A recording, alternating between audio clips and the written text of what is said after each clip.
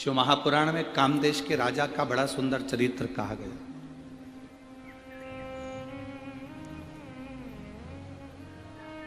बड़ा सुंदर चरित्र।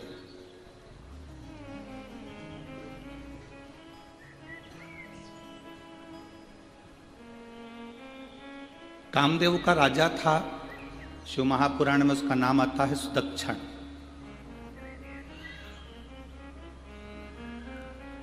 बड़ा शिव भक्त था। अब वो कामदेव का जो राजा था सुदक्षण अपनी धर्म पत्नी सुदक्षिणी के साथ में भगवान शिव की आराधना किया करता था, भगवान शंकर की आराधना।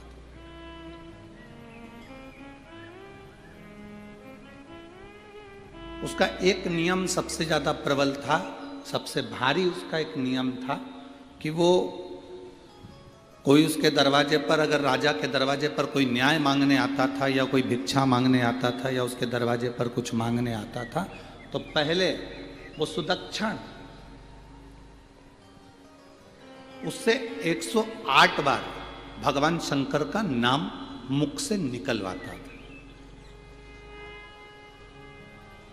कल आपको कथा में कहा था, डीले कम कर दे बाबू, कल आपको कथा में कहा था कि कोई आपके दरवाजे पर मेहमान आया, आपके दरवाजे पर कोई अतिथि आया, आपने उसको चाय पिलाई, मेहमान को भोजन कराया, ठंडा मीठा जो भी खिलाना था खिलाया। बाद में वो मेहमान खा पी कर सोकर आराम कर कर 2 दिन में 3 दिन में चला गया, पर उस मेहमान ने आपके घर में जाकर शिवालय का दर्शन नहीं किया, तो उस मेहमान का आना बेकार है और आपका मेहमान के प्रति जो रुझान है वो भी बेकार।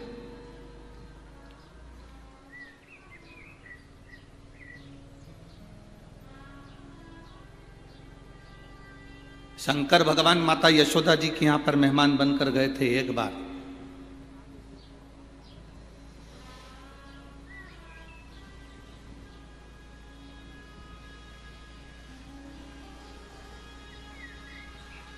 वो कहे श्री कृष्ण के दर्शन करने चले सदा शिव को, गली गली में शोर मचाए चले सदा शिव। क्या मांगने के लिए गाएं? भगवान कृष्ण का दर्शन। मेहमान आए और तुम्हारे दरवाजे पर आकर के कि हमें भगवान का दर्शन करा दो, तो समझ लो कि मेहमान भी सार्थक है और तुम्हारा घर भी सार्थक है, ये दोनों सार्थक।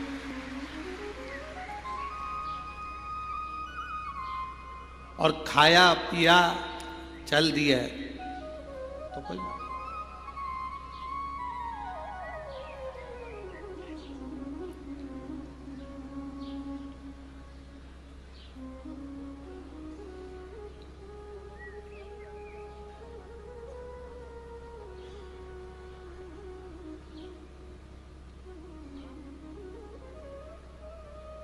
कई लोग आते हैं हमारे पास में फोटो लेकर, गुरुजी हम लड़की देखकर आए हैं, 10 लोग गए थे, लड़की देखकर आए, लड़के के लिए बहुत अच्छी है, व्यवहारिक है, गुरुदेव परिवार अच्छा है।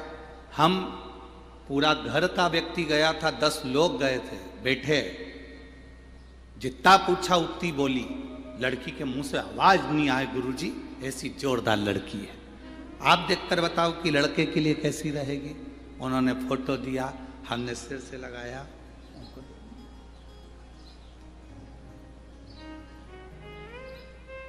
10 लोग गए, एक शब्द नहीं बोली गुरुजी, इतनी सुशील लड़की है। हमने कहा अभी नहीं बोली है, जब वो बोलेगी तो तू भी डोलेगी, अभी काहे बोलेगी, अभी तो शादी ब्याह करना है, उसको भी मालूम है कि संबंध करना है तो थोड़ा मुख को दबा कर रखना पड़ेगा, कम बोलना पड़ेगा।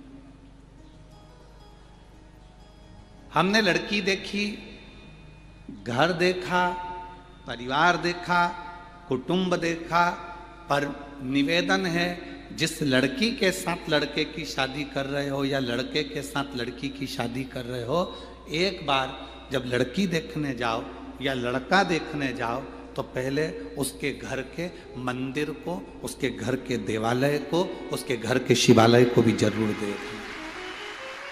उसके घर के देवालय शिवालय को भी देखो कि वो सेवा करती कि नहीं करती, भजन के प्रति उसका भाव है कि नहीं।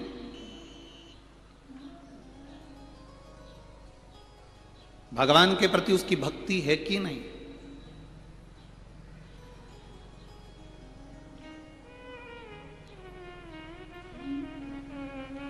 उसका भाव प्रबल है कि नहीं, ये उसके भीतर होना चाहिए। भक्ति का भाव अगर जागृत नहीं होगा तो जीवन का कोई सुख नहीं।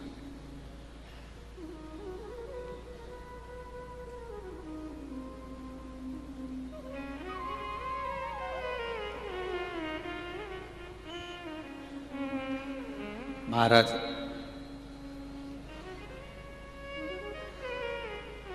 एक कह देना कर लेना अलग बात है। सास बहू से कह कि तू ये सोमवार का व्रत कर ले, पशुपति व्रत कर ले, सास के कहने पर बहू करे, वो एक अलग बात है। बहू के अंदर पशुपति व्रत के प्रति भाव जागृत हो जाए और जब वो व्रत करे वो एक अलग बात है। फिर महादेव सुनता ही है, फिर महादेव सुनेगा, ये पक्का है। फिर महादेव श्रवण करेगा, ये निश्चित है।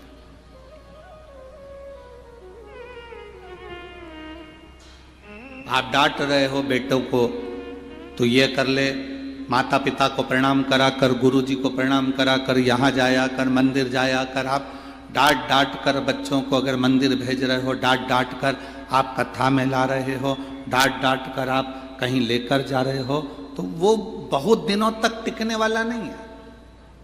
वो भजन बहुत दिन तक नहीं टिकेगा। आप में से कितने लोग हैं जिनके पास में जगदीश चौधरी जी गए हों या उनके भाई तुषार जी गए हों या भरत जी गए हों और उन्होंने आपसे मार ठोक के कहा हो कि नहीं तुम्हें कथा सुनना ही पड़ेगा। किसी को मार ठोक के कहा कि कथा में जाना पड़ेगा? कथा सुनने तो तुमको आना ही पड़ेगा, चाहे कुछ भी हो जाए। सियोर वाला मारा जा रहा है, तुम्हें तो आना ही पड़ेगा। ना ना ना, शिव महापुराण की कथा कहती है मार ठोक कर अगर किसी को बदला तो क्या बदला, वो बदलाव बहुत समय तक नहीं चलता, फिर वो बदलाव हो ही नहीं पाता, वो बदलाव नहीं हो पाता। भय दिखाकर, डर दिखाकर किसी को बदला तो वो बदलाव नहीं होगा।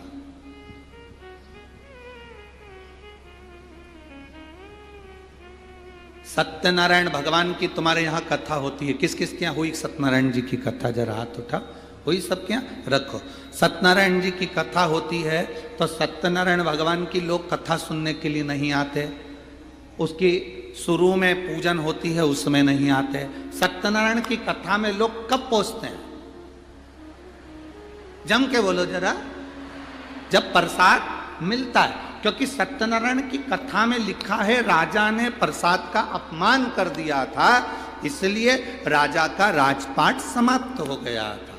फिर लिखा उसने सत्यनारायण भगवान के प्रसाद का अपमान कर दिया था तो वो राजा के साथ में ये दुख हुआ। फिर लिखा उसके यहाँ ऐसा हुआ तो उसने भगवान का अपमान कर दिया, इसलिए उसको ये तकलीफ हुई। पर शिव महापुराण में कहीं नहीं लिखा कि किसी ने शंकर भगवान का अपमान कर दिया और उसको दुख भोगना पड़ा हो। इतना जरूर लिखा है कि किसी को मार कर, ठोक कर, दबाव देकर, डरा कर, भय करा कर कभी उसको सत्संग में मत लगाओ। हमने कथा के दूसरे दिन की कथा में कहा था, कोई कहता है कि हमने इतने लोगों को बदल दिया, कोई कहता है हमने इतने लोगों को ये बना दिया, हमने इन लोगों को वापिस ये बना दिया। हमने एक बात कही थी, चोटे को तुम कितना भी धर्म बदलवा लो, चोर का कितना भी बदलवा लो, वो चोट्टा की चोट्टा ही रहेगा, वो कभी छूटेगा। उसको तुम कितना भी, आपका मन करे तुम कितना भी उसको बदलने का प्रयास करो, वो वैसा की वैसा ही रहेगा। शिव महापुराण में इतने सालों से आप लोग कथा सुन रहे हो, टीवी पर, आस्था चैनल पर, मोबाइल पर, फेसबुक पर, यूट्यूब पर, कभी हमने इस व्यासपीठ से ये नहीं कहा होगा कि आप नरक चले। हमने नरक शब्द यूज ही नहीं करा। हमने ये भी नहीं बोला कि तुम कथा सुनोगे तो बैकुंठ चले जाओगे। जो गए वो आज तक बताने नहीं आए कि हम बैकुंठ में हैं कि नरक में हैं। तुम्हारे जलगांव का कोई गया हो और आकर कहा हो तो बात दूसरी है, हमारे यहां का नहीं बताया। ना हम कभी कहते हैं कि तुम बैकुंठ जाओगे, ना हम कभी तुमसे कहते हैं कि तुम नरक जाओगे।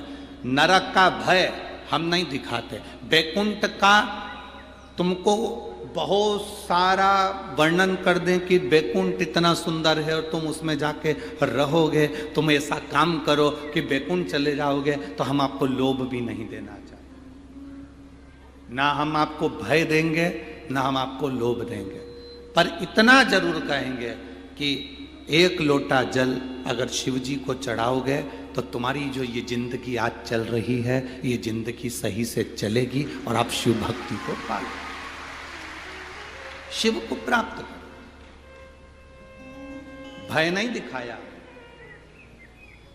कभी भी इस व्यासपीठ से, हमने ये लोभ नहीं दिखाया कि तुम बैकुंठ चले जाओगे या तुम अच्छा काम करोगे तो तुम ये ना, तुम अपनी जिंदगी सुधार लो। किसी बेटे को तुम मार ठोक कर अगर थोड़े दिन मंदिर भेज भी दोगे तो वो 15 दिन 20 दिन जाएगा, उसके बाद नहीं जाएगा। किसी बहू को ठोक कर, गाली देकर, अपशब्द कहकर मंदिर भेज भी दोगी। कई माताएं पशुपति व्रत करती है पर डर से करती है। मेरी सास बोल रही है, मेरे रिश्तेदार बोल रहे हैं, मेरी ननद बोल रही थी एक बार करके देख लूं, मेरी पड़ोसन बोली है तो इसलिए करके देख लूं। कर कर मत देखो, तुम्हारा जिस दिन दिल करे, कथा सुनते सुनते जिस दिन तुम्हारे मन में आ जाए कि मेरे बाबा व्यासपीठ से बोले हैं कि पशुपति व्रत करेगी, शिव जी को एक लोटा जल चढ़ाएगी, तो बाबा सुनेगा। जिस दिन तुमने वाणी में शिव को देख लिया, जिस दिन तुमने शिव महापुराण की कथा में शंकर की वाणी में शंकर को देख लिया, उस दिन तुम्हारा दिल कर जाएगा कि अब मुझे व्रत करना है और मेरा बाबा सुनेगा। एक महिला यहां बैठी है जिसको 24 साल तक औलाद नहीं हुई, 24 साल तक।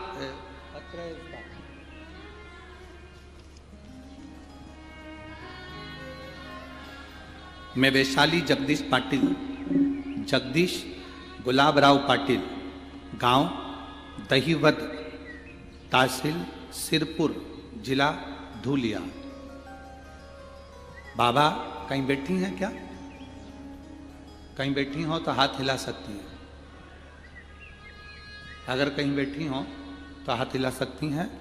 मैं वैशाली जगदीश पाटिल, पत्र आप लोग टीवी पर पढ़ सकते हैं। मैं वैशाली जगदीश पाटिल, जगदीश गुलाबराव पाटिल, गांव दहीवद, तहसील सिरपुर, जिला धूलिया। गुरुजी, मेरे भोले बाबा का मैं क्या गुणगान करूं। हमारी शादी को 24 साल हो गए थे। कहीं बैठी हो तो हाथ हिला सकती हैं। बच्चा लाई है क्या साथ में? लाई है बच्चे को? लिया।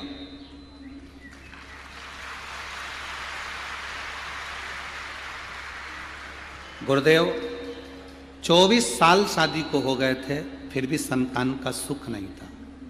गुरुदेव, मेरे पति एक प्राइवेट कंपनी में जॉब करते हैं। फिर एक दिन मेरी सहेलियों ने बात करते करते कह दिया कि तू आस्था चैनल पर कथा सुना कर। हमने सियोर वाले महाराज की कथा आती है, आस्था चैनल पर सुनना प्रारंभ कर। उन्होंने कहा सियोर वाले महाराज की कथा सुनो। आस्था चैनल पर सुनना शुरू किया। जैसे आपने बताया वैसे सफेद आंकड़े की जड़ का प्रयोग किया। 3 महीने के बाद बाबा ने ऐसी कृपा करी गुरुदेव, मेरा गर्भ ठहर गया। 25/6/2023 को मुझे बेटा हुआ है जिसको लेकर मैं कथा के पंडाल में प्रणाम करने के लिए आई हूं गुरुदेव। बच्चा छोटा था इसलिए और कथाओं में नहीं पहुंची। ये मेरा पहला पत्र है गुरुदेव, इसको स्वीकार करना। 24 साल के बाद मेरे बाबा ने मेरी गोदी भर दी। ये शिव कथा अवघड़ी है। ये शिव, उसकी भक्ति। आज के जमाने के नवयुवक बेटा बेटियां 2 साल तक संतान को जन्म देने का प्रयास करते हैं, बाद में सोचते हैं कि अब हमारी किस्मत में नहीं है। 3 साल में सोचते हैं कि अब हमारे भाग्य में नहीं है। डॉक्टरों का इलाज चालू होता है, इलाज करवाना प्रारंभ कर देते हैं। 3 साल 4 साल में डॉक्टरों का इलाज करवाते करवाते करवाते 5-6 साल में थक जाते हैं कि अब हमारे घर में औलाद नहीं होगी, संतान नहीं, संतान का सुख नहीं होगा। थक गए ये सोच कर कि अब हमारे यहां औलाद नहीं होगी। आप में से कई माताएं ऐसी बैठी होंगी जो 4 साल बाद भी अगर संतान हुई होगी तो बड़ा सोचा होगा भगवान ने दे दी। 5 साल बाद भी संतान हुई हो तो विचार आया होगा भगवान ने दे दी। कितने साल आस लगाओगे आप संतान के लिए? मेरी माता यहाँ बैठी हैं, मेरी जीजी यहाँ बैठी हैं। ईमानदारी से बोलना, संतान के लिए कितने साल आस लगाओगे?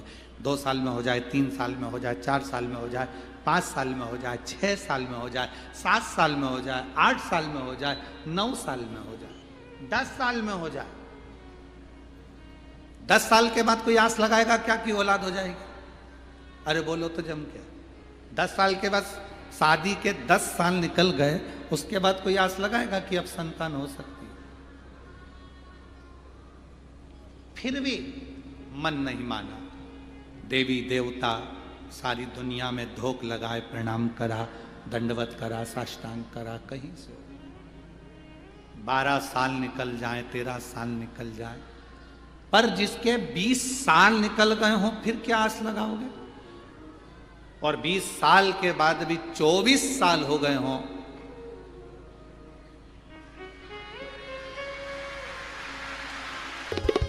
तो 24 साल के बाद बाबा ने दिया। 24 वर्ष एक, जब सब जगह से आस समाप्त हो जाए, सब दूर से जब थक जाओ, सब अपने विश्वास से मत थकना, अपने भरोसे से मत थकना, अपनी दृढ़ता से मत थकना। भरोसा नहीं टूटना चाहिए तुम्हारा, विश्वास नहीं छूटना चाहिए तुम्हारा। इस व्यासपीठ ने ना तो कभी आपको डराया कि आप नरक चले जाओगे, इस व्यासपीठ ने ना कभी आपसे कहा कि आप मरने के बाद वैकुंठ चले जाओगे। इस व्यासपीठ ने हमेशा एक ही बात कही कि जैसा कर्म करोगे वैसा फल भोगोगे, जैसा कर्म करोगे वैसा फल।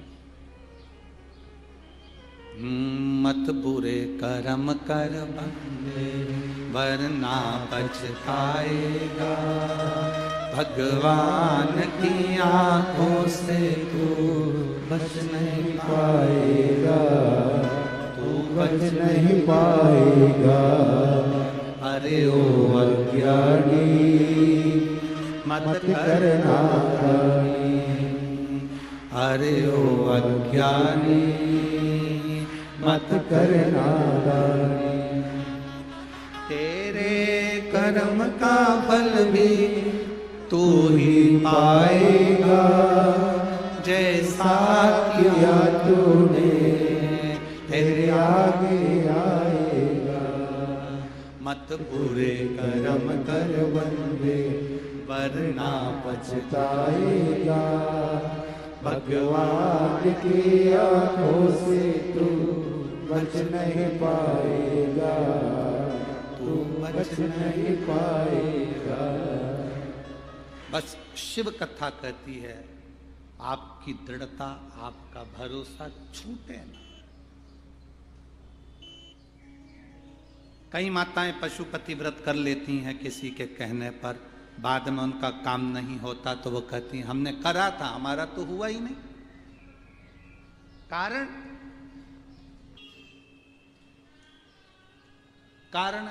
तुम्हारे अंदर विश्वास प्रकट नहीं,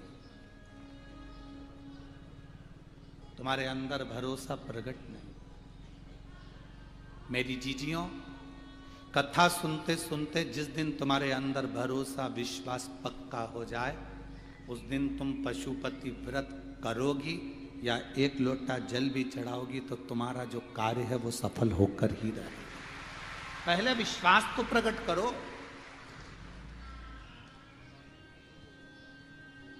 सास का दिल जीता ही नहीं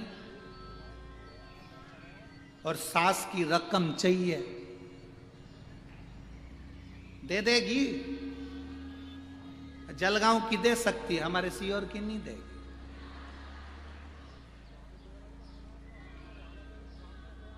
सास का दिल ही नहीं जीता, सास का आदर नहीं कर रही, सम्मान नहीं कर रही, उसको माँ की तरह मान नहीं रही, उसको आदर नहीं दे रही, सम्मान नहीं कर रही, सत्कार नहीं कर रही, और आस लगा कर बैठी है कि मेरी सास मुझे रकम दे दे। पहले दिल तो जीतो, सास के प्रति विश्वास तो जीतो कि मेरी सास मुझे प्रेम करती है, मेरी सास मुझे आदर देती है, मैं भी अपनी सास को आदर दूं। ये भीतर का जब प्रेम प्रबल हो जाएगा तब रोम रोम संत हो जाएगा। सास तुम्हें तिजोरी की चाबी दे देगी। भरोसा ही नहीं जीते तुम तो अब यार। और तुमने चालू कर दिया कि सास हमें सोने की रकम दे, सास हमको ये दे, सास हमको वो दे। ना ना ना, है? जलगांव की सास दे सकती है, सीहोर की सास नहीं देगी।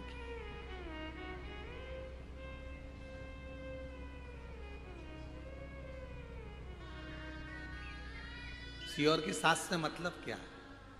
हमारा कुबेरेश्वर महादेव। जब तक उसके प्रति तुम्हारी भक्ति और विश्वास दृढ़ नहीं हो जाता, तुम्हारा भरोसा पक्का नहीं हो जाता, तब तक वो देता ही नहीं। जिस दिन भरोसा हो गया तो सब लुटा देता है।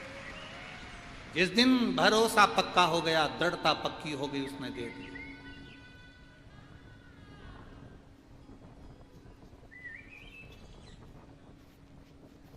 पहली कथा है जलगांव की जिसमें 2 बोरी भराकर पत्र आ चुके हैं। आज चौथे दिन की कथा तक 2 बोरी पत्र।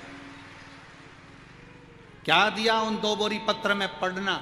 कभी तुम्हें फुर्सत मिले तो बैठ जाना और पढ़ना उसमें कि बाबा ने क्या दिया। विश्वास जिसका जागा, भरोसा जिसका जागा,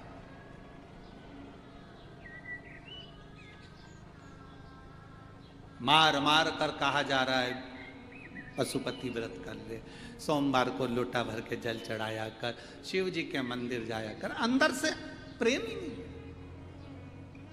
अंदर से विश्वास ही नहीं, तो क्या फायदा? पर मेरा विश्वास करता है, इस व्यासपीठ से हमारा विश्वास करता है, आप जो लाखों की संख्या में कथा सुनने के लिए आए हो, टीवी पर, आस्था चैनल पर इतने चैनल आते हैं, सारे चैनल छोड़कर 2 बजती है और आप कथा के लिए इतने आतुर हो जाते हो कि टीवी आंख खोलकर, मोबाइल खोलकर ऑफिस में बैठ जाते हो। यह हमारा विश्वास करता है कि आपके अंदर विश्वास जागा है। आपके अंदर विश्वास जागा है मतलब आप यहां से कथा सुनकर जाओगे, दिल से प्रार्थना कर कर जाओगे, तो तुम्हारे अंदर जो विश्वास जागा है, तुमने बाबा से जो झोली पसार कर मांगा है, ये विश्वास करता है कि अगली कथा जहां होगी वहां तुम्हारा भी लेटर, तुम्हारा भी पत्र वहां पर होगा। ये निश्चितता है, ये भरोसा।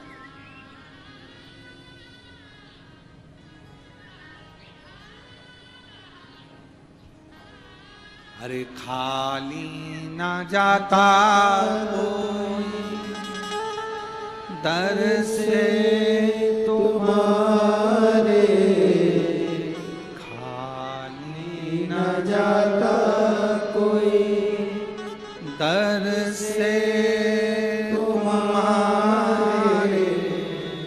मैं भी खड़ा हूँ नदी पार।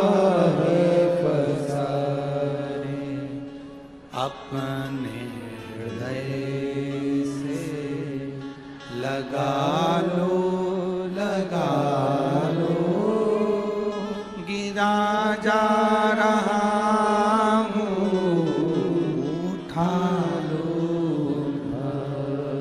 भोले अपने दर से अब तो ना टालो, गिरा जा रहा हूँ, उठा लो। शिव कथा कह रही है, भगवान ओगढ़दानी का संवाद कर रहे हैं, शिव महापुराण की कथा कर रहे हैं। विश्वास जगाइए अपने भीतर, विश्वास, भरोसा। महाराज कामदेश के राजा सुदक्षण उनकी धर्म पत्नी के साथ सिंहासन पर बैठते थे और न्याय देते थे। न्याय देने के पहले उनका एक निर्णय था, दरवाजे पर कोई मांगने आएगा तो 108 बार नमः शिवाय, ओम नमः शिवाय कहे। न्याय दिया जाएगा तो उसमें भी श्री शिवाय नमस्तुभ्यम या ओम नमः शिवाय कहा जाएगा। बहुत जरूरी है। आप भी एक नियम बना लो, जलगांव की इस पवित्र कथा से, बड़े जटाधारी महादेव की इस पवित्र भूमि से, कि हम भी एक नियम बनाते हैं, हमारे दरवाजे पर अगर कोई मांगने आएगा तो पहले उसके मुख से हम नमः शिवाय, ओम नमः शिवाय या श्री शिवाय नमस्तुभ्यम कहलवाएंगे। रोटी का दान देने से पहले, धन का दान देने से पहले, अन्न का दान देने से पहले, सामान का दान देने से पहले हम नाम का दान देंगे। नाम का दान, राम नाम दे दो, कृष्ण नाम दे दो, शिव नाम दे दो, हरि विठ्ठल दे दो, पांडुरंगा दे दो, या तुम्हारा मन करे तो श्री शिवाय नमस्तुभ्यम दे दो। हम पहले नाम का दान करेंगे, पहले हम नाम दान देंगे।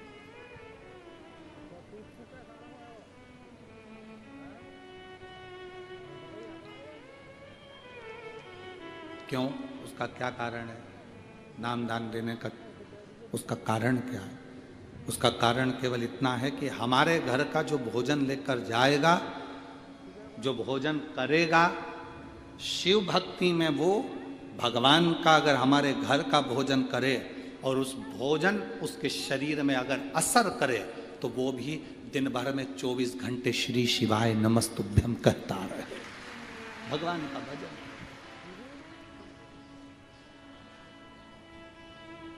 अभी एक महिला की वीडियो जलगांव की चल रही है। अब कौन महिला है हमें तो नहीं मालूम, पर उस महिला की वीडियो सोशल मीडिया पर चल रही है। वो एक छोटा सा माइक यहाँ कसी हुई है, यहाँ पर उसने माइक कस रखा है और यहाँ से उसने एक वो माइक लगा रखा है। उसके पास में एक झोले में टॉफियाँ हैं, शायद आप लोगों में से कोई से मिली होगी या आप लोगों ने भी देखा होगा। सबसे बोल रही है, पहले श्री शिवाय नमस्तुभ्यम बोलो, श्री शिवाय नमस्तुभ्यम, एक टॉफी निकाल कर दे देती है। श्री शिवाय नमस्तुभ्यम, एक टॉफी निकाल कर दे देती है। आपने देखा है क्या उसको? अरे बोलो तो जम के। तो वो रोड पे खड़ी हो जाती है, रोड पर। आप लोगों ने देखा है? किसी ने देखा है? वो तो वो रोड पर खड़ी होती है और रोड पे खड़ी होकर टॉफी रखती है, श्री शिवाय नमस्तुभ्यम, श्री शिवाय नमस्तुभ्यम।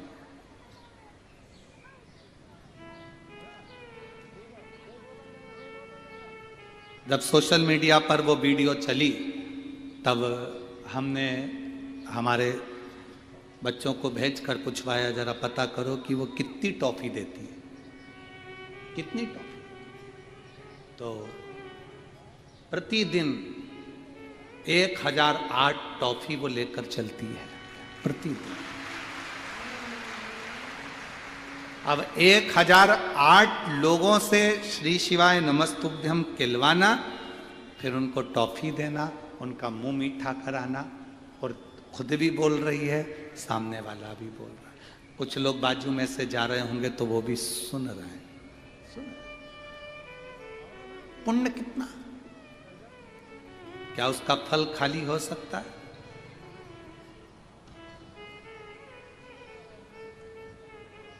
आते भी राम कहो, जाते भी राम कहो, सुबह और शाम कहो, जय जय सीता राम कहो। क्या भजन जो हम कर रहे हैं, मंत्र जाप जो हम कर रहे हैं, नाम जाप जो हम कर रहे हैं, वो खाली जा सकता है? नहीं। आज मंदिरों में लोगों ने लिख दिया दरवाजे पर श्री शिवाय नमस्तुभ्यम। आप बड़ा जटाधारी का मंदिर का दर्शन करने जाना, उसके भी दरवाजे पर लिखा हुआ है श्री शिवाय नमस्तुभ्यम। कोई पढ़ेगा, उसकी आंखों से वो अंदर जाएगा। कोई बोलेगा तो सुनकर वो अंदर प्रवेश करेगा। उसका फल हमारे लिए है, उसका फल हमारे लिए है।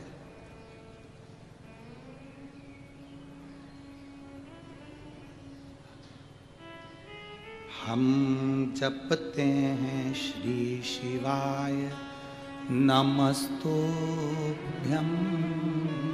हम जपाते हैं श्री शिवाय नमस्तुभ्यम, हम जपते हैं श्री शिवाय नमस्तुभ्यम, हम जपाते हैं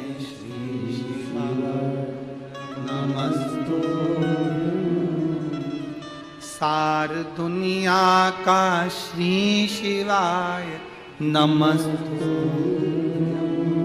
सार दुनिया का श्री शिवाय नमस्तुभ्यम, हम जपते हैं श्री शिवाय नमस्तुभ्यम, हम जपाते हैं श्री शिवाय नमस्तुभ्यम।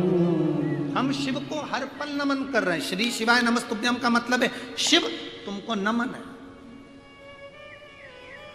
तुम्हें नमस्कार है।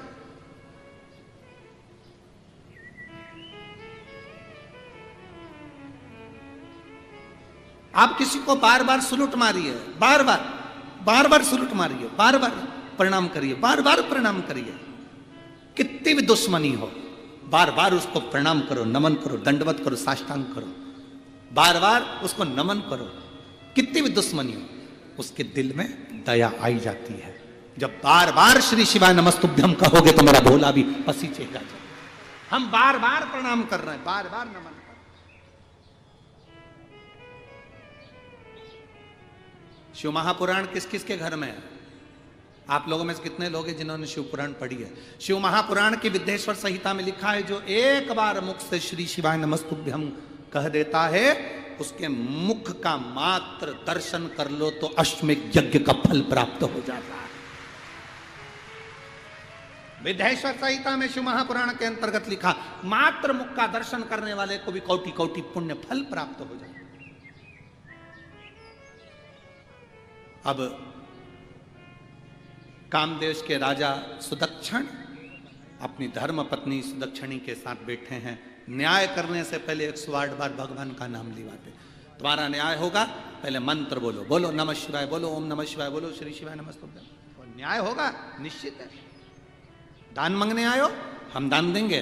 अंदर से आटे की कटोरी भर कर लाओ, या चावल देने जाओ, या कुछ देने जाओ, तो उससे पहले महाराज जी श्री शिवाय नमस्तुभ्यम। महाराज जी को क्या हो गया, ये क्या बोल रहे? बोलो श्री शिवाय नमस्तुभ्यम। आटा दो, उसके पहले श्री शिवाय नमस्तुभ्यम होना चाहिए। चावल दो, उसके पहले श्री शिवाय नमस्तुभ्यम होना चाहिए। भंडारे में भोजन कराओ, रोटी दो, पूड़ी दो, सब्जी दो, चावल दो, उसके पहले श्री शिवाय नमस्तुभ्यम होना चाहिए। खाने से पहले श्री शिवाय नमस्तुभ्यम होना चाहिए। हम जो अन्न खा रहे हैं वो अन्न किसी का भी हो, हमारे अंदर जाकर पवित्रता का भाव करे और हमारे हृदय में भक्ति का संचार करे।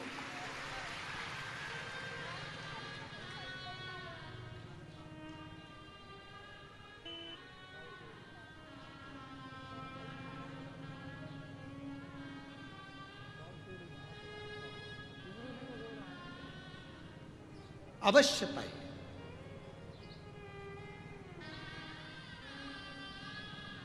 महाराज राजा सुदक्षण न्याय करने के लिए बैठे थे। न्याय देने से पहले उनके मुख से निकला हुआ मंत्र का स्मरण सुख देता। एक दिन राजा सुदक्षण घोड़े पर सवार होकर मृगा करने के लिए वन में पहुंच गए, रास्ता भूल गए, मार्ग भूल गए। राजा सुदक्षण मार्ग से भटक गए।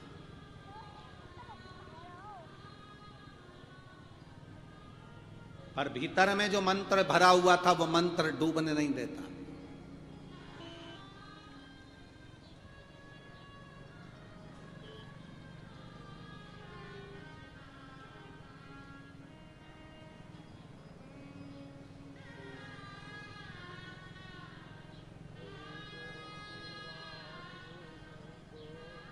हमारा तो केंद्र में बैठे हुए सनातनियों से केवल इतना सा निवेदन है,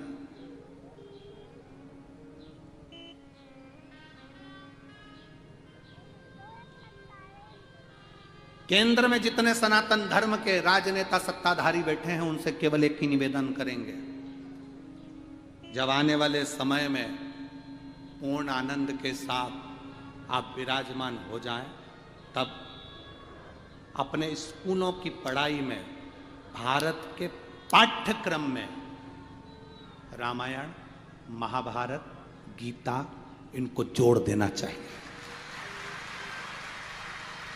भारत के पाठ्यक्रम में छोटे छोटे बच्चों के दिल में राम कृष्ण, क्योंकि हमने जो पढ़ा, आपने भी पढ़ा होगा, हमने भी पढ़ा, हमने जो पढ़ा केवल ये पढ़ा औरंगजेब कौन था, बाबर कौन था। हमने जो पढ़ा वो हमने केवल उनको पढ़ा। आने वाले भारतीय पाठ्यक्रम में, भारत की इस विद्या में रामायण, गीता और महाभारत होना चाहिए, जिससे नवयुवक बच्चे पढ़कर विद्वत हों कि कृष्ण कौन है, राम कौन है, भगवान राम का आनंद क्या है, वन जाने पर उन्होंने किससे मिलन किया, शबरी के दरवाजे पर बैठकर झूठा बेर खाया, यह पाठ्यक्रम में होना चाहिए। छोटे छोटे बच्चों के हृदय में वो चीज पहुंचना चाहिए। पाठ्यक्रम में पहले जब हम छोटे थे उस समय पर लिखने को आता था गाय का निबंध। आपको आता था कि नहीं आता था? जम के बोलो जरा। पहले छोटे थे तो लिखने को आता था गाय का निबंध, गाय का निबंध। हम लिखते थे गौ माता के 4 पांव होते हैं, 2 सींग होते हैं, लंबी पूंछ होती है। गाय के ऊपर हम मनन चिंतन करते थे कि और क्या क्या लिख सकते हैं। बोलो री जी सही है कि गलत? अब पाठ्यक्रम में से गौ माता का निबंध हटा दिया।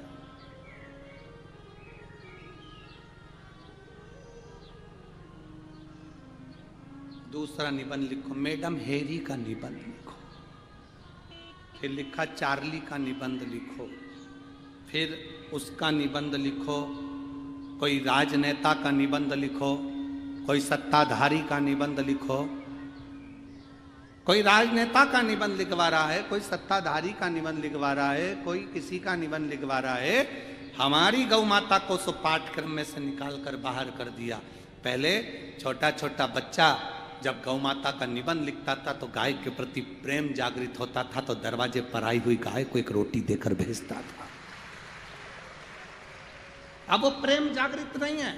अब हम कह रहे हैं गौ माता की रक्षा करो, बच्चों से कह रहे हैं गौ माता की रक्षा करो, गौ माता की सेवा करो। बच्चों के अंदर से फीलिंग ही नहीं आ रही है। कुत्ते के प्रति फीलिंग आ रही है, पर गाय के प्रति बच्चों के अंदर फीलिंग नहीं आ रही है। बिल्ली के प्रति, कैट के प्रति, डॉग के प्रति उनकी फीलिंग आ रही है, पर गौ माता के प्रति फीलिंग नहीं आ रही है। उन्होंने तो सोच लिया गाय दूध देती है, बस अपने यही काम में आती है, और गाय दूध देना बंद कर दे तो घर से निकाल दे। मैं पूरे महाराष्ट्र को धन्यवाद देता हूं कि आपके यहां साल में एक बार बेल की पूजन होती है, जिसको पोला कहते हैं। आज भी भले ट्रैक्टर आ गए, फसल बोने के लिए ट्रैक्टर काम कर रहे हैं, ट्राली आ गई, गाड़ी आ गई, सब कुछ आ गया, पर महाराष्ट्र की पवित्र भूमि पर इसलिए कहते जय महाराष्ट्र। इसलिए कहते जय महाराष्ट्र क्योंकि महाराष्ट्र की पवित्र भूमि पर पोला के दिन बेल की पूजन होती है, बेल को खड़ा कर कर पूजा जाता है। आज भी किसान भले ट्रैक्टर रख लेगा, किसान ट्राली रख लेगा, पर वो बैल जरूर रखता है, क्योंकि हमारे घर की पूंजी है ये नंदी, ये बैल, ये धर्म का प्रतीक है, इसकी पूजन होना चाहिए।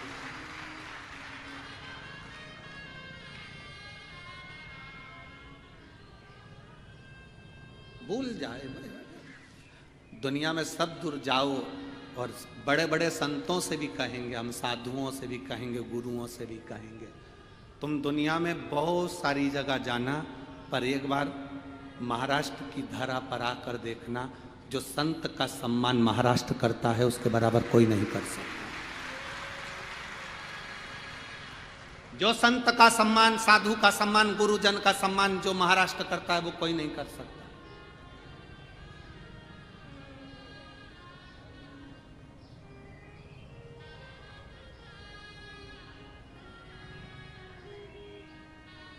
छोटे छोटे गांव में चले जाओ तो मांगने वाला जो कपड़े भी बदल कर मांगने आ जाता है तो गांव के लोग उसके भी पांव पड़ लेते हैं, बाबा जी आए हैं, बाबा जी। और बड़े बड़े शहर में चले जाओ, अच्छे से अच्छा विद्वान से विद्वान पंडित और महाराज भी चले जाए तो पैसे वालों को लगता है मांगने के लिए आया होगा। अंतर है।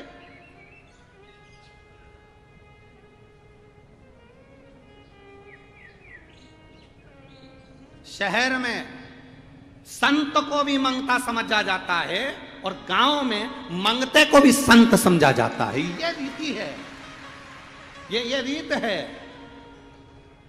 बड़े बड़े शहरों में कोई संत, कोई साधु सन्यासी चले जाए, किसी के घर में तो लगेगा मांगने आया होगा, कुछ लेने आया होगा। गांव में कोई मंगता भी चले जाए, भैया दे दो, उसको भी संत समझते। बाबा जी बैठो, भोजन करो, प्रणाम करा, नमन करा, साधुता।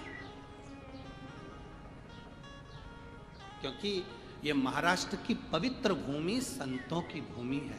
संत एकनाथ, संत ज्ञानेश्वर, संत तुकाराम, संत नामदेव, मुक्ताबाई, ये पवित्र भूमि कोई साधारण है? जिस भूमि पर संतों ने जन्म लेते रहे और इस पवित्र भूमि से ऐसा ज्ञान दिया कि दुनिया का कोई व्यक्ति उसको बस केवल धारण कर ले।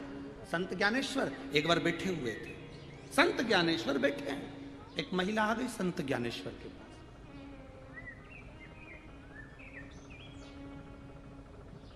संत ज्ञानेश्वर जी के पास में एक महिला आई, आकर अपने बेटे को साथ में लेकर आई और संत ज्ञानेश्वर जी के पास में आकर बोली, बाबा जी, बाबा जी। बाबा जी बोले, क्या बात, क्या हुआ? मेरा बेटा जो खाता है वोमिटिंग कर देता, उल्टी कर देता, पछता नहीं।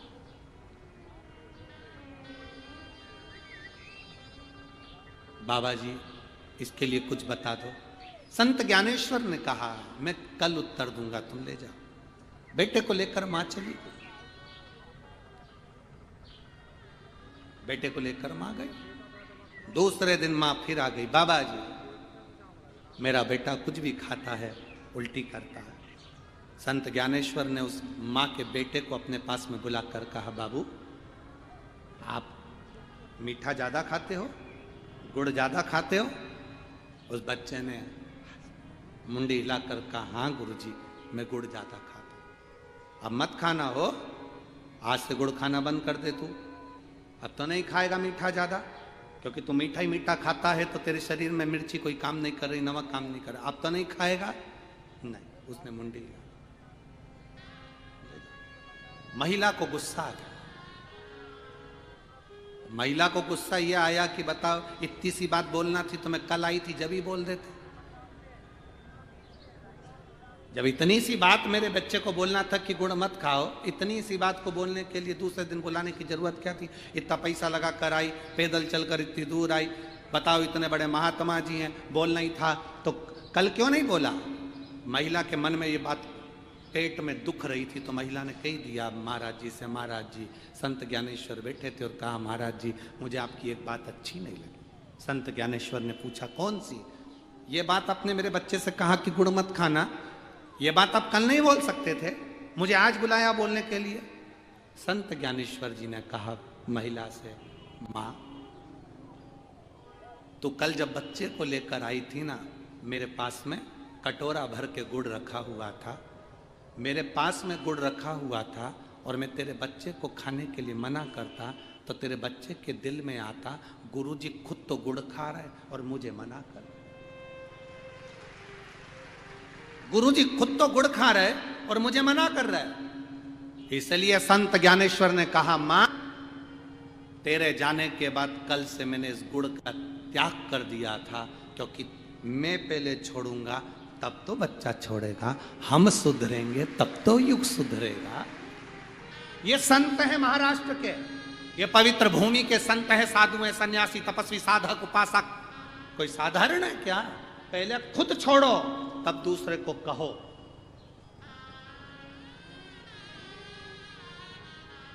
पहले खुद छोड़ो फिर दूसरे से कहो।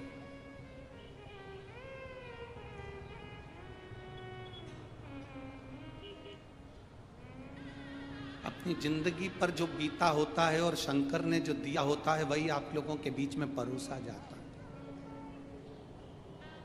हमने भी हमारी जिंदगी में बड़ा दुख देखा, हमारे पिताजी ने भी दुख देखा, माता ने भी दुख देखा। वो दुख देखते देखते जो शिव ने साथ दिया आपके सामने वो प्रस्तुत करते हैं। उस समय पर बाबा भोलेनाथ जब हमको साथ दे सकते हैं तो क्या आपको नहीं दे सकते? क्या आपको नहीं देंगे? पहले खुद भजन करो फिर दूसरे को प्रेरणा दो कि तुम भजन करो। घर की सास पहले पशुपति व्रत करे तब बहू को प्रेरणा दे। घर की सास पहले मंदिर जाकर एक लोटा जल चढ़ाए तब बच्चों को प्रेरणा दे कि मैं जाती हूँ चल मेरे साथ, मैं जाता हूँ चल मेरे साथ। घर का पिता पहले खुद मदिरा छोड़े तब बच्चे से कहे कि तू मदिरा मत पीना। घर का पिता पहले गुटखा छोड़े तब बच्चे से कहे कि तू गुटखा मत खाना। घर का पिता पहले सिगरेट बीड़ी छोड़े तब बच्चों से कहना कि सिगरेट बीड़ी मत पीना। तुम पी रहे हो, तुम खा रहे हो और बच्चों से आस लगा कर बैठे हो ये मदिरा नहीं पिएगा, ये गुटखा नहीं खाएगा, ये बीड़ी बिंडल नहीं पिएगा, तो तुम्हें देखकर वो जरूर पिएगा। पहले तुम्हें छोड़ना होगा तब वो छोड़ेगा। तुम छोड़ नहीं रहे और आस लगा कर बैठे हो मेरा बेटा राम बनेगा, मेरा बेटा राम बनेगा। तुम रावण जैसा चरित्र कर रहे हो। सुबह से घर में आए गुस्सा इतना तेज, क्रोध इतना तेज, चिड़चिड़ चिड़चिड़। कई माताएं छोटे छोटे बच्चों को लेकर आती हैं, हमारे को गुरुजी बच्चे को आशीर्वाद दे दो। खूब चिड़चिड़ करता, खूब गुस्सा करता। कितने साल का? 2.5 साल का, 3 साल का, 5 साल का बच्चा इतना चिड़चिड़, इतना क्रोध, इतना गुस्सा कि सामान उठा के फेंक दे। इसमें लक्षण आए कहां से? ये लक्षण किसी दूसरे के नहीं है। एक जगदम्बा तेरे हैं और दूसरे तेरे भेरू के हैं। आस लगा कर बैठे हो हमारा बच्चा राम बने, हमारा बच्चा राम बने, हमारा बच्चा राम बने। तुम्हारा बच्चा राम बनने को तैयार है रे, पर तुम दशरथ तो बनो, कौशल्या तो बनो। राम क्यों नहीं बनेगा? मेरा बेटा कृष्ण बने, तुम्हारा बेटा कृष्ण बनेगा, तुम यशोदानंद बाबा तो बनो। बनने में कहां दे? आस कितनी सारी लगाई, आस लगाकर। एक माता पिता रास्ते में लड़ रहे थे। पिताजी कह रहे थे मैं बेटे को डॉक्टर बनाऊंगा, मां कह रही थी मैं इंजीनियर बनाऊंगी। दोनों की लड़ाई हो गई भयंकर। पति ने पत्नी को थप्पड़ खींच के मार दिया। पत्नी उधर रो रही, पति उधर रो रहा। वहीं से एक संत जा रहे थे, उनने पूछा क्या हो गया? लड़ाई हो रही है, किस बात पे? पति बोला मैं बेटे को डॉक्टर बनाऊंगा, पत्नी कह रही मैं इंजीनियर बनाऊंगा। संत ने कहा बेटे को बुलाओ, अपन अब भी पूछ लेते हैं। पति पत्नी दोनों बोले अभी तो वो पैदा ही नहीं हुआ, अभी पैदा नहीं, अभी हुआ ही नहीं है। अब जरा विचार करिए, जो पैदा ही नहीं हुआ उसके लिए कितना सोचना पड़ रहा है।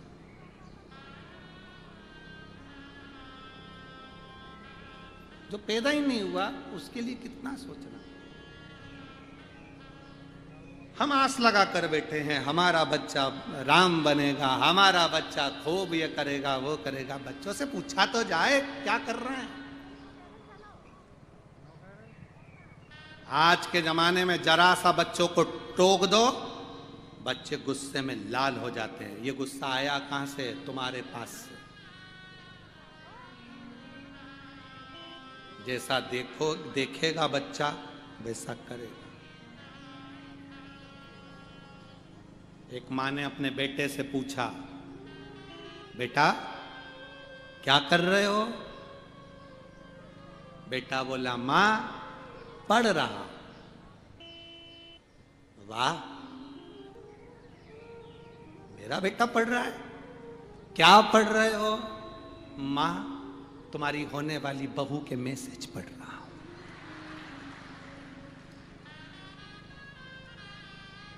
मां धन धना के आगे थप्पड़ लगाए। मैं समझी कि तू पढ़ाई कर रहा है, तू ये पढ़ रहा है। ध्यान दे, हम सोच रहे हैं कि ठीक है। ना ना, थोड़ा सा पाठ्यक्रम में हमारे भी भगवान की एक रामायण, गीता, महाभारत के कुछ संवाद हमारे भारत की पाठ्य किताबों में, पाठ्य पुस्तकों में होना चाहिए, जिससे आने वाली पीढ़ी हमारी सनातन धर्म की ओर प्रखर होती चली जाए।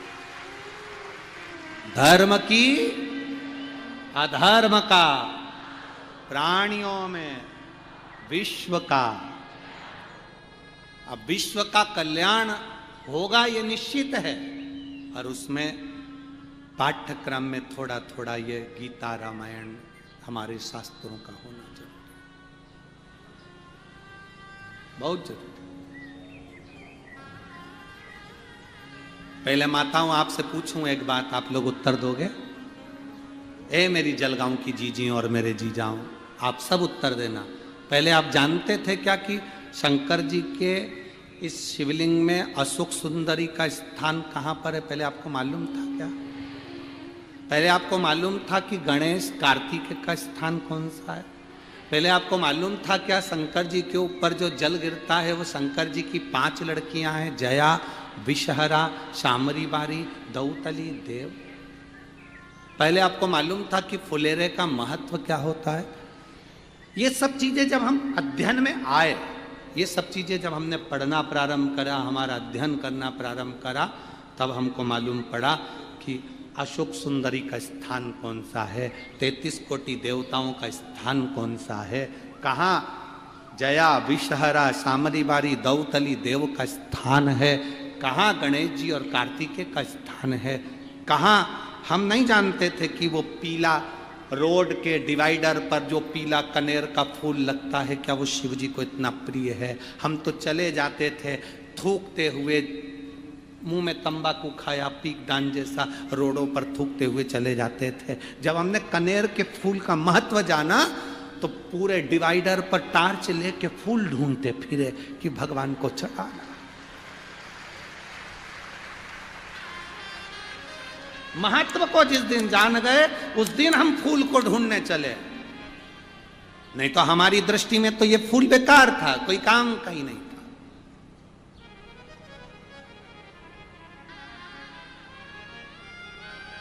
काली मिर्ची का महत्व क्या है, जिस दिन हम जाने तब समझ में आया कि क्या काली मिर्ची भी इतनी तेज होती है कि लोगों को लग जाती है। तब समझ में आया कि काली मिर्ची क्या है, नहीं तो लाल मिर्ची तो देखी थी। क्या श्री शिवाय नमस्तुभ्यम मंत्र की मूलता है? क्या एक लोटे जल में ये ऊर्जा आ जाती है? एक लोटे जल में वो आनंद का सुख आ जाता? हमने जपा, स्मरण किया तो मालूम। आज सबसे बड़ी प्रसन्नता की बात यह है, भारत की भूमि पर, पूरे विश्व में, भारत में ही नहीं विदेश में भी आज प्रसन्नता इस बात की होती है कि लोग अब कहीं इधर उधर आडंबर में, ढोंग ढकोसले में कोई नहीं फंस रहा, सब शंकर जी के मंदिर में एक लोटा जल चढ़ाने जा रहे।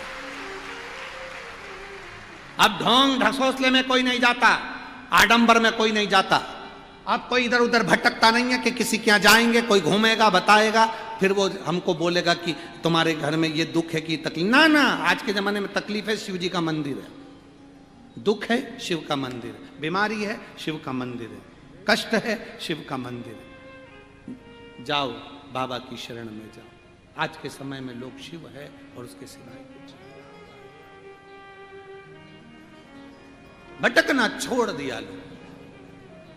अब राजा सुदक्षण, कामदेश के राजा सुदक्षण चले मार्ग से भटकते भटकते भटकते भटकते जब मृगा करने के लिए चले तो वन में से मार्ग भटक गए। मार्ग भटके एक ऋषि के, एक मुनि के आश्रम में पहुंच गए।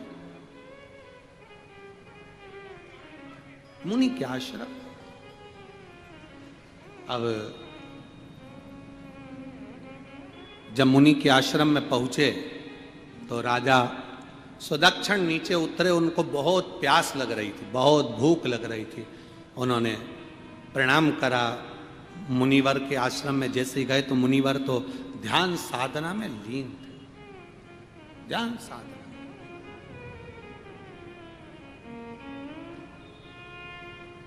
राजा का फर्ज है प्रणाम करना, नमन करना। जो राजा बनता है, जो राजा होता है, किसने क्या बोला, किसने क्या करा, किसने क्या कहा, राजा को उससे मतलब नहीं होता। एक बात अपनी जिंदगी में उतार कर रखना बहुत अच्छी।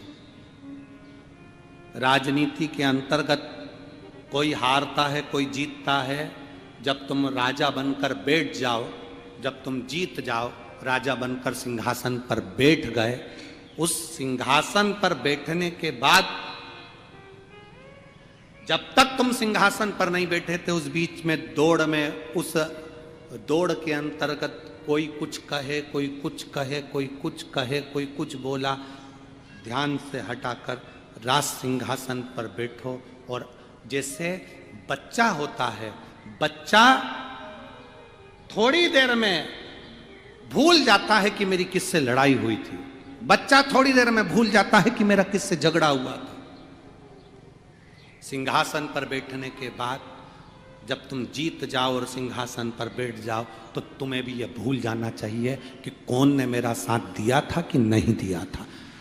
दिया ना दिया उसका, कि मेरा साथ इसने नहीं दिया, इसने मुझे गाली दी, अब शब्द कहा, ताने दिया, आड़ा टेढ़ा, ना ना, हम राज सिंहासन पर बैठे, हमारी सत्ता पर बैठे।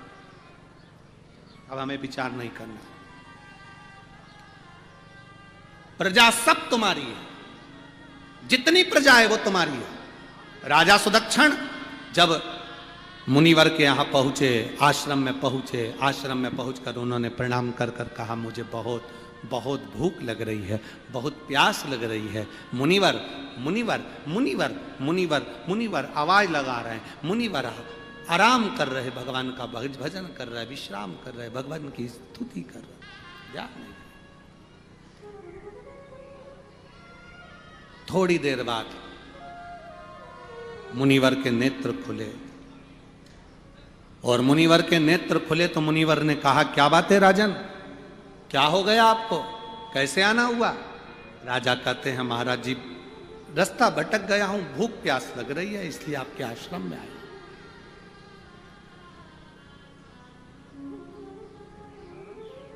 भूख प्यास लग रही है इसलिए आपके आश्रम में आया हूं।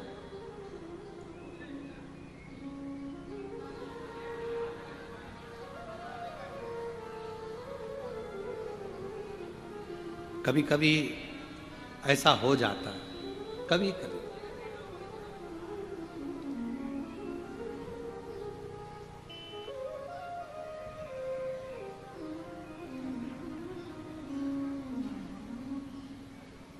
अब वो कभी कभी स्मरण में आ जावे। आज एक आप लोगों को मालूम होगा कि हम शुरू के 7 दिन की कथा में से 3 दिन तो नहीं मिलते, पीछे के 2-3 दिन जो रहते उसमें थोड़ा सुबह के समय मिलन हो जाता है। तो आज एक भाई आए ऊपर, और पहले कोई मिलकर चले गया, कोई चले गया, फिर एक आए, माला लाए थे, हमने उनको पहना दी, प्रणाम करा। उन्होंने कहा, गुरुजी आपसे कुछ चाहिए। हमने कहा, बोलो क्या चाहिए? हमने कहा, श्री शिवाय नमस्तु। नहीं नहीं, ये तो हो गया, पर आपका जो भोजन बना है ना, उस भोजन में से हमको थोड़ी सी सब्जी और रोटी दे दो। अब हमने कपिल महाराज जी से कहा, जाओ अंदर मूंग की दाल और रोटी जो रखी है अब हम बिना घी की तो हम रोटी खावे और मूंग